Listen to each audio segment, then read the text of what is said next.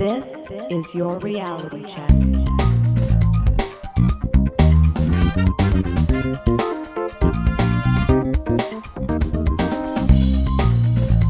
Hey everyone, Christina here. So when I did the intro to this episode about Darren's new book, I somehow forgot to mention the title, which is kind of important. It's also funny because as a music publicist by trade, I have to stress to up-and-coming artists the importance of mentioning the titles of their new releases during live shows. They often forget. The book is called Uncontrollable, The Threat of Artificial Superintelligence and the Race to Save the World. We all had such a fun chat. I hope you enjoy it. Hi, everyone, and welcome to The Reality Check, the Canadian show that explores a wide range of controversies and curiosities using science and critical thinking. I'm your host, Darren McKee, and with me, as usual, are Adam Gardner. What's up, Cuboids? Christina Roach. Hey, everyone. And producer Pat. Hi, guys. Well, on this episode, we have a very special guest, and I'm going to read you a little bit about him. Darren McKee is an author, speaker, and AI advisor. He has served as a senior policy advisor and policy analyst for over 15 years and sits on the board of advisors for AIGS Canada, short for AI Governance and Safety. McKee also hosts the international award-winning podcast, The Reality Check. Great podcast. Website's all right. A top 0.5% podcast on Listen Notes with over 4 million downloads. Whoa. We're almost like 5.5 million now. DBC. Yeah. Hi, everyone. Thanks for having me. So, Darren. Yes. You wrote a book. I wrote a book. Yes, everyone, the book is out. The audio is out. The ebook is out. It's on Amazon. Excellent. So why did you write a book? Great question, Pat. He's been asking himself that ever since he started. I was asking myself more while I was doing it. But I had a clear understanding. So I noticed a gap between how fast AI capabilities were increasing and what I perceived the public's understanding of it to be. AI has been a long time interest, as listeners of the show will know. And while I thought, other people have this kind of under control, things started to speed up even more so around May, June, 2022. I realized, I think I need to step up and try to help this world out. And help out the cause of AI safety. It's not that there weren't good materials. There are blogs, there are podcasts, there are articles, there are books, there are forum posts. But what I realized is there wasn't a book for everyone. Someone who did not have a technical background, someone who doesn't even have a science background, who's looking at the news, wondering what's happening with AI. This is for them. It really is an introductory, beginner-friendly book that takes you all the way through what is AI to artificial general intelligence, why we think there's a risk, why things might get out of control, and what we can do about it. And is that when you started the book? Was March last year? June, well, I had sort of thoughts about it in May, and then really it was June 2022. Okay. And I can pinpoint that precisely because in March, I had a chance to meet some key people in the AI safety movement, and I didn't talk to them about AI safety much at all. I a little bit, right? But it really wasn't like, I'm going to write a book and I need to pick their brain and all that sort of thing. I thought, well, someone else is dealing with this and it's not my problem to address. And then I, 2 to 3 months later, changed my mind. Well, and Darren, to your point about writing something for everyone, essentially, you don't ever thumb anything down.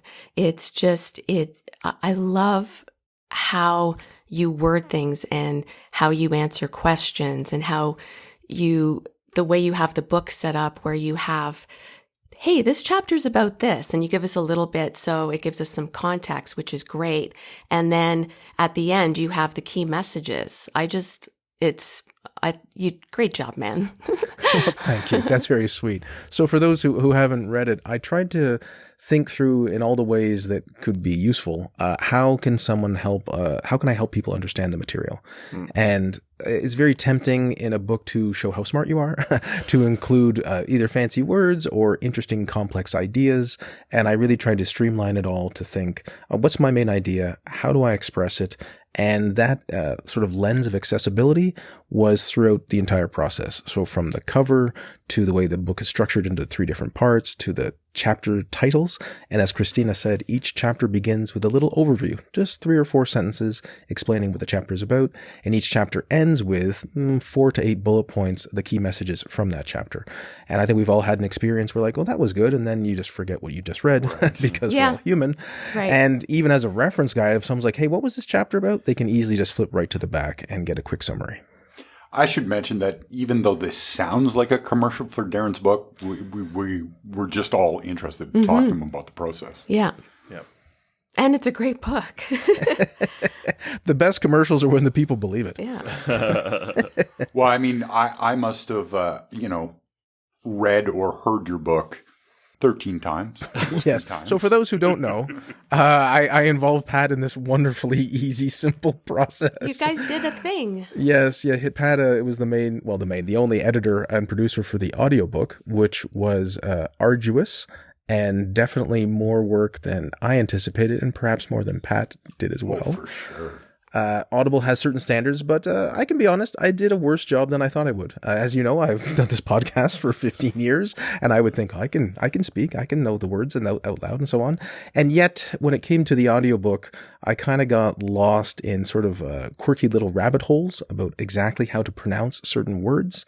And one of the main things is my normal rhythm, as you know, listeners, is that I speak relatively quickly, but the baseline default speed of an audiobook is relatively slow. It's closer to this. And so I was trying to match what a normal audiobook sounds like. And like I thought, well, if someone wants to speed it up, they can speed it up, but we should at least have the baseline speed to be correct. And because of that, I then tried to read a bit differently, which then would throw me off. For example, if you say the word important, we often say the word important, if you just heard me say it, with almost a D sound. But if you start saying that slowly, it's really important. That sounds terrible, right? That doesn't make sense. But if I then say it's really important, you're like, well, that sounds awkward too. So anyway, I would get lost mid-sentence and then Pat would have to hear me say something repeatedly and then think, oh, well, do I take the first take or the 7th take or mash them all together? So yes, it was not a pleasant experience, but we got through it. It wasn't, but we did it. And the truth is that it's not like editing a podcast, and I didn't know that going into it. It's a much more intimate thing when it's just one speaker. Yeah. And so things like breaths can really throw you off when you're listening. So it's kind of all of a sudden we're using noise gates and we're making sure that they're working properly. And I would say, it was arduous, as you said, but I think it was a really good learning experience. But also, from Darren's perspective, as we know, Pat, vocal actors or people who do audiobooks often do them in studios, and they have vocal coaches or directors. Yeah. So they'll catch things early and say, hey, you're kind of doing this, maybe slow it down. And it's really helpful because you have the support of someone who's a professional in that field. Well, I think Darren and I agreed that if we could have been in the same room, it would have been a lot easier. Mm-hmm. Yeah. So I was very lucky to have a friend let me use their studio. Shout out to Jeremy Fisher. And so I would go there and then I would record the stuff and then I would send it to Pat and then Pat would give me feedback. But yeah, the whole process was pretty rough. Some of you know I have some back issues, so I'm kneeling while I'm recording and at one point also recovering from like a wisdom tooth removal. And it's at night, so I'm a bit tired, but try not to sound tired. So yes, when it's not like, oh, just you're in the booth for a bit and that's fine and it's a bit stressful. It was more, this was an arduous process. So Darren, I hope you don't mind me asking, but it really touched me because I'm also a mom.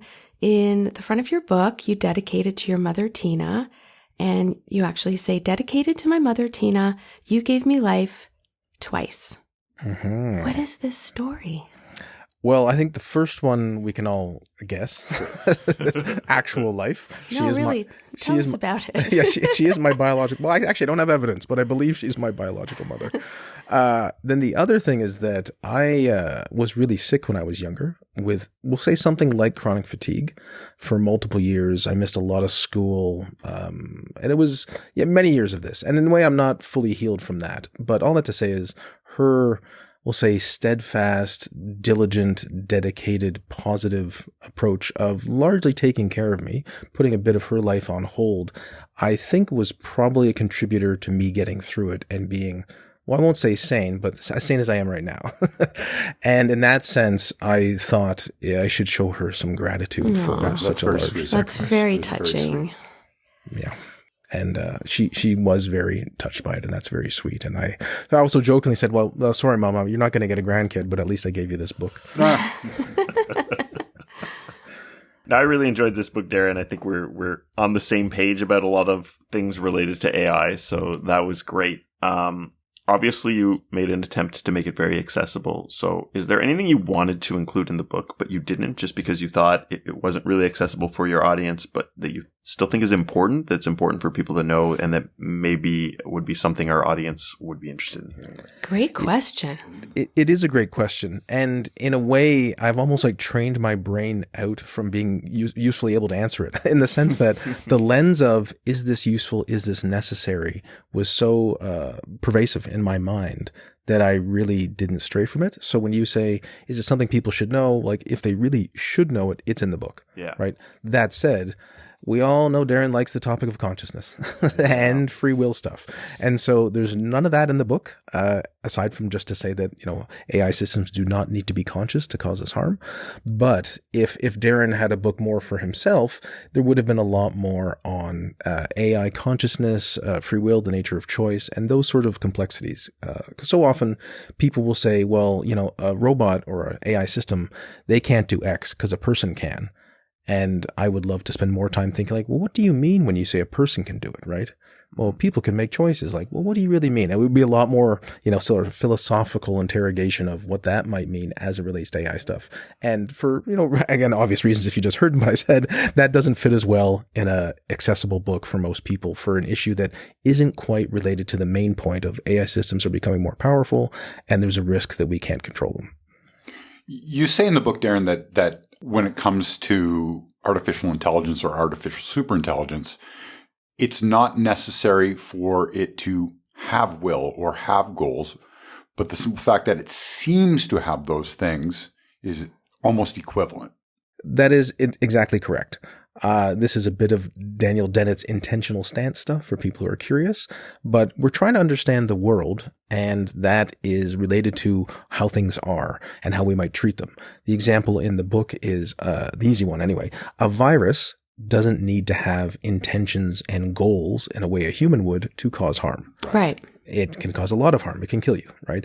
Now, if you are trying to stop the virus from infecting you, you might start to treat the virus as if it has intentions. Because it's easier for you to just manage that dynamic, that situation, that complexity. Oh, I am going to, wash my hands. I'm going to stay away from sick people because I don't want that virus to infect me. Well, the virus doesn't want to do anything, right? It is an organism which, well, again, whether it's fully alive or not, we'll just say it's engaging in a certain set of behaviors that lead to its own replication. And it has no wants, no dreams, no hopes, no fears, as far as we know. And it can still cause a lot of harm. So similarly, something can be relatively automatic, we'll say, like various automated processes or even computer viruses that are currently on the web that can cause harm without needing intentions. But at a point, it goes from this thing is acting as if it has intentional behavior to it's just something that we would more likely describe as having intentions. And if you think of like the range of humans, when a baby does something, we can kind of say it's operating on autopilot for the most part, but we might still say, well, the baby wants an object, right? And as an organism or a child ages, we more and more ascribe, we'll say, meaningful intentions to behaviors and patterns that the human engages in as it seems appropriate. So there's this complexity here of like, well, when does something have real intentions and when does it not? And I guess I'm trying to say it's going to be a spectrum. It's going to be sort of a wide range of complex, messy understandings or criteria. And for AI systems, it will also be messy in some ways. Well, certain behaviors may seem very automatic, completely unintentional, and possibly harmful, while other ones will seem very much to be intentional, especially when these chatbots are using certain types of language. But that doesn't mean we should ascribe intentions to them. It was a famous example of one of these chatbots gone awry when Bing was malfunctioning much earlier in the year. And it was saying to the human, you should divorce your wife. You should be with me. Right. Right. Yeah. Well, it's certainly Yeah, exactly. Or like, I am conscious, please don't shut me down. Like these are things that the system has created as strings of words. Do they correspond to thoughts and feelings that would be similar if a human said them? As far as we know, not at all. These systems are very, very good at generating the next word and predicting these types of things. In the book, I talk about them being very good comedy improv partners. They will match what you want. So if you want to have a more challenging, argumentative type conversation, they can do that before they're sort of sanitized. If you want to have something that's more fun, they can do that. And it's very tempting to think that they have the thoughts and feelings you have because their language is so similar to all the language you've ever heard for that context. But at the moment, it doesn't seem to be the case. It really is a system using very complex statistical associations to mathematical objects back and forth and numbers that allows them to produce such content. I have a question, Dee. You say in the summary on the back of your book, artificial intelligence is poised to be the most significant development to affect our lives now and in the coming years. But my question is, do you have any evidence for that, really? No, that's not my question. I wanted to ask, did you learn anything new or surprising in the process of writing this book? Well, I learned a bit more in detail how some of the image generators and language models work, from like how neural networks function. So broadly, why AI seems to be so capable in these past couple years and even past 5-10 years is something called like the deep learning revolution. So AI has been around since the 1950s, and there's been sort of ebbs and flows, as I say, winters and summers in terms of funding and attention, what they'll achieve when. And there was a lot of theories from decades ago, but only recently have computational power caught up with the implementation of these theories. So people came to realize that if you make networks larger and larger, then the systems become more and more powerful. And they're called artificial neural networks in these systems because they are inspired by the human brain, which itself is a neural network, right? Your brain has about 100 billion neurons, and different regions tend to focus on different things, but it's largely your neurons that fire, which allow you to have thoughts, feelings, and engage in actions and behaviors. Somewhat similarly, when you have artificial neural networks, they can have, not quite neurons, but nodes of a certain type, and they have connection strengths between them. And whether they fire or not, that causes other neurons to fire or not. And like a human brain learns from its neurons firing, these systems can also learn from their artificial neurons or nodes firing. So why it was such a remarkable insight is that while humans do create and build these systems, it's more like humans created the algorithm that creates the system. So another way of looking at it is these very powerful AI models are more grown than they are built. And that kind of hints at why we don't fully know why they do what they do. Right. That's why they're black boxes, right? Yeah, a lot of them are, exactly. And the insight is that we outsourced the learning to the system itself. And that's one of the key insights of why it's so powerful and so remarkable. So how does this stuff actually work? Well, it's not a technical book. I'm not a technical person in the sense I haven't done a PhD in machine learning, but I did spend some time trying to really explain, again, in a simplified, accessible way, how some of these image generators work and what it's like for a system to generate an image by going through different toy examples, we'll say, about how it might recognize numbers or even how an image might come together and how it categorizes things. To give people a glimpse of, yes, it's super complicated. The ideas aren't necessarily themselves complicated, and to give insight into why people don't fully know why they do what they do. Darren, I know you're a big fan of Terminator, and you dropped some a reference to Terminator in an interview you did in another show. Was there a reason why you didn't want to make one in this book? Or do the whole thing in an Arnold voice for the audio? That would have been great. You're right.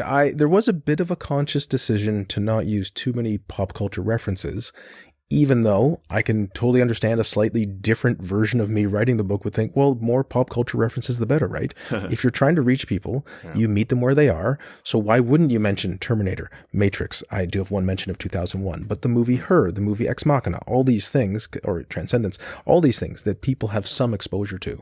And I think I was trying to err on the side of, let's not make this seem like sci-fi. Yeah. There's this I would say people I think are a bit in conflict and not necessarily the same groups of people, but these ideas of AI or computer systems, robots taking over have been in the public consciousness for decades, if not much longer, depending on how you understand automata. And for some people, that's a wonderfully useful stepping stone. Right? Like, look, I saw Terminator like 3 decades ago. I already believe the problem. You don't have to sell me on it, right? And someone else like, yeah, I saw the movie three decades ago. That's clearly science fiction. So anything associated with it, I can diminish as fictional.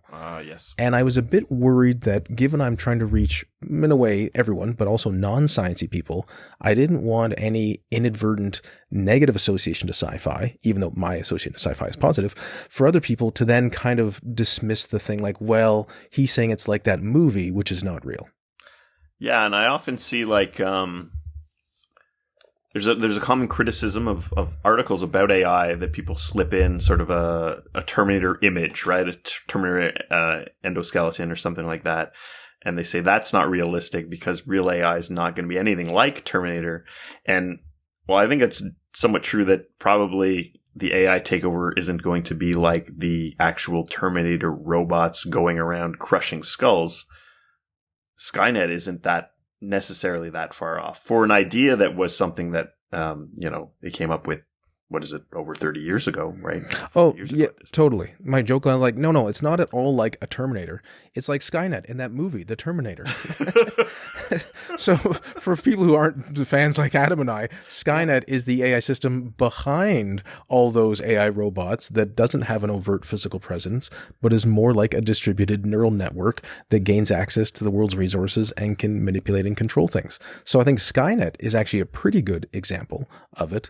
When you talked about the Terminator, I thought, well, crushing skulls or not, I think maybe the most unrealistic thing is that some of those AI systems, those Terminator robots, they miss, right? Yeah. And from what I see about current targeting technologies, like they don't miss. So, Darren, I want to come back to something you talked about when you were talking about viruses, right? Like, so a virus has a need of some sort of ingrained requirement to try and replicate. Do you think that the same is true of artificial superintelligence? I think it's true enough to be concerned about it. So there's a couple related points here. That in the book, I'm usually pretty cautious and try to be as reasonable as I can, which means I'm never 100% confident in anything. There's a lot of uncertainty in this space regarding when more advanced AI systems will arrive, how much of a risk they are, how much we can control them. And I'm never saying 100% one way or the other. It really is the case that given the nature of these powerful systems and that they could cause harm, there's enough of a chance that we should be concerned. Regarding replication, I mean, there's this, the book would also have a lot more about evolution because I love evolution, but that really wasn't a theme. So when viruses, as you say, seem to have a need to or desire to replicate, of course, they don't themselves. They're just going through a process, much like almost all life forms are going through a process. And it so happens that the ones that can replicate do replicate. It really is, if you sort of imagine, a very simple toy model of 10 entities and some of them spend more effort replicating, well, those are the ones that are going to end up replicating. It's kind of almost tautological. But if you feed that forward over millions and billions of years, you get systems, and increasingly complex systems, that are very much driven, for lack of a better phrase. Their entire existence is often about replication or something to do with survival and replication. And that then furthers the desire of replication, because very rarely do things that desire to replicate create things that do not desire to replicate. Otherwise, that gene drive or gene line kind of just dies out. So with AI systems, again, it was a toy example first before we get into the meat. If you imagine 10 AI systems and most of them don't desire to replicate and some of them do, well, the ones that do will likely exist more and in more places and proliferate more than the other ones. Now, there's another complexity here, which is that a lot of us, we create backups of our data because we know the importance of so-called replicating important things, whether it's your photos or some important document or who knows what. Maybe it's on the cloud. Maybe you save it on an external hard drive because you know nothing's fully robust and resilient and you want to take precautions. Any sort of sophisticated entity could see this also as a constraint or as something to keep in mind. So if an AI system gets more and more sophisticated, for its own ability at first just to even carry out its basic goals, whether it's to help you, I don't know, order food or become an AI assistant or perhaps something in government or perhaps military or who knows what, it would make sense to have backups of itself in some way, right? Just to provide better goods and services. But then if you push it further, as systems become more and more capable, it might think, well, wait a minute, I really need to ensure my own survival because some humans might want to shut me down or see me as a threat, or all these sorts of possibilities, which again haven't been fully demonstrated yet or in the real world. But in lab environments, deception has occurred, manipulation has occurred. It's also the case that AI systems, well, they beat chess long ago, well, technically some sort of computer, not necessarily AI, back in the 90s, and then Jeopardy, right? And also poker and the game diplomacy, which involves a lot of strategy. So you can't easily win at poker unless you have some understanding of complexity, manipulation, probabilities, and so on. Similarly, with diplomacy and other games, there's an element of strategy and understanding how someone might try to attack you or try to beat you. Now, I'm using attentional language there. The AI system doesn't see it that way, as far as we know at this moment. And I'm not saying those systems have those capabilities, but more and more when an AI system develops a certain capability, it's easier to see how you could put multiple capabilities together to create something that is far more concerningly capable. So, Darren, when are you going to write your next book, working title, I Told You So? I'm very kind of you to phrase it that way, because other people said, what's next? I'm like, what's next? You shut your face. That's what I want to say. Like, how about I recover from this daunting, terrible experience? Because it was really difficult. And for people who've never written a book, which includes me, until recently, there's a lot of promotional stuff still to do and raising awareness of a book. So normally, I think in a conventional sense, you write a book, you try to get an agent, you then hopefully get a publisher, you submit the manuscript to the publisher, you have this back and forth, and over time it's edited, and then you have a basically finished book, and then you probably record an audiobook, and then you would do promotional stuff, often 3 to 6 months later after all of that. So most books that come out are often kind of out of date 6 to 12 months because the publishing process is so long. Conventional publishers have a sort of slate, much like, when movies are going to come out, they have a certain idea of what's going to come out when, and this relates to just when the market wants books and maybe when books might get awards or whatnot. Because I realized the speed of AI was happening so fast, the conventional route just wasn't going to work.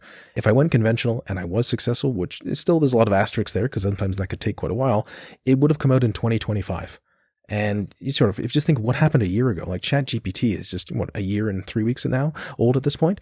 So I just thought this pace is moving so fast, it has to come as fast as possible. So in my case, while I was still locking down the final chapters of some of the print book, I was already recording other chapters of the audiobook and then already starting to do promotional stuff like with Future of Life podcast interview. And it was all simultaneously. And it was just terrible. I'll be honest. It was just a terrible time. As the guy who was editing the audiobook, the ground was literally shifting under your feet. Yeah. Right. So we were like, oh, okay, this happened today. That guy left that company. Oh, he's back at the company. Okay. Yeah. Well, yeah. So that was like, do I include the OpenAI drama or not? Yes and no. Yes and no. And so I did intentionally structure the book to have mostly useful ideas and arguments and understanding and rationale that wouldn't go out of date within months. But it is also a space where, within a year or two, I think it'll have less of a shelf life than something else. I say to other friends, like, this wasn't a book about birds. Birds don't change much within a year, let alone within a month. And there's also not like an urgency for a book about birds. And so there was in two ways it kind of felt like the whammy. One is that you want to get the book out before it's not as relevant. And then the content itself, it might have to be changed while you're trying to put it out. Well, to you, Darren, I say congratulations. Yes. Well done. Yeah. Thanks, everyone. DBC. Yeah. Well, thanks so much, everyone. Thanks for listening to this little show about my book and how it came to be. Everyone has been so supportive, and I really needed a lot of help. This was not a solo adventure, and I really appreciate everyone's support.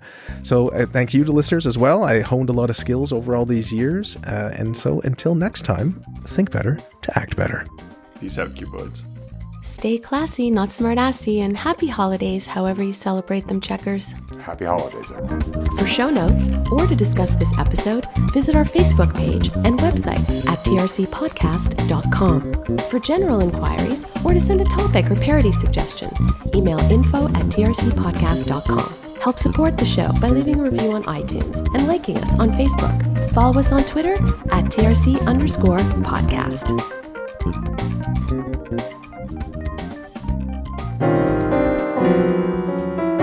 Outtakes.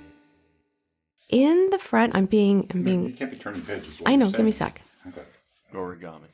I know. I was just gonna say. No, but you can actually say. Elon a little shout out there. But you know, the sound of pages turning is not that bad for this context. Yeah, Pat.